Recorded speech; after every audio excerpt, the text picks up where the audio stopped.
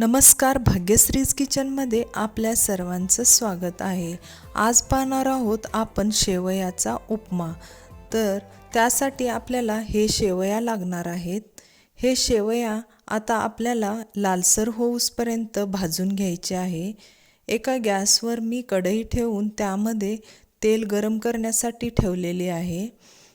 तेल गरम झाल्यावर मी त्यामध्ये शेवया टाकून घेतले आहे व हे लालसर होऊसपर्यंत आपल्याला हे शेवया भाजून घ्यायचे आहे। हे शेवया एकदम लालसर होऊसपर्यंतच भाजायचे आहे, कारण जर लालसर नाही झाले तर आपल्या शेवयाचा उपमा चिवट किंवा चिकट होऊ शकतो। आता हे शेवया थोडेसे लालसर झालेले आहे। अजून ह्याला परतून आपण लालसर करायचे आहे।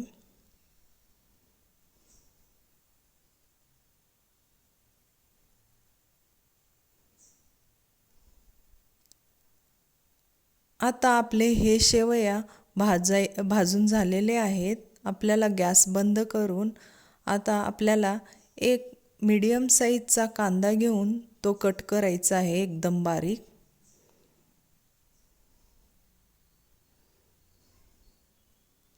त्यानंतर एक टोमॅटो घेऊन तोही कट करून घ्यायचा आहे।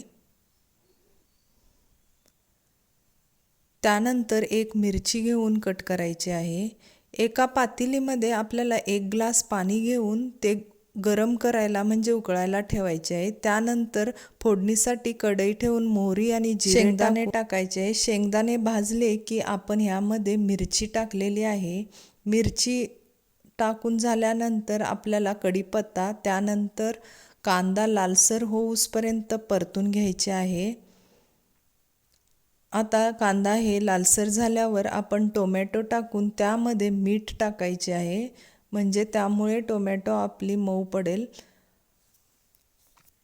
त्यानंतर टोमॅटो परतून मऊ झाल्यानंतर आपल्याला हळद टाकून घ्यायची आहे। हळद टाकल्यानंतर आपल्याला उकळलेले पाणी ह्यामध्ये टाकून घ्यायचे आहे। त्यानंतर आवडीनुसार मीठ, साखर टाकून घ्यायचे आहे। आता आपण भाजलेले शेवया टाकून घेतलेले आहे। आता ह्याला चांगले उकळी येऊसपर्यंत शिजवून घ्यायचे आहे। आता आपल्याला ह्यावर झाकण ठेवून 2 ते 3 मिनिट पाणी थोडेसे आटले की हे आपण आता झाकण काढत आहे। हे पहा, आपले पाणी आटलेले आहे। तर ह्या प्रोसेसमध्ये आपल्याला 1 चमचा तेल टाकायचे आहे। तेल नक्की टाकून पहा, यामुळे हे शेवया सुटसुटीत आणि मोकळे बनतात। आता आपला हा शेवयाचा उपमा रेडी आहे खाण्यासाठी। नक्की करून पहा। आवडल्यास चॅनलला लाईक आणि सबस्क्राईब करायला विसरू नका। पुन्हा भेटूया अशाच नवनवीन रेसिपीसोबत। धन्यवाद।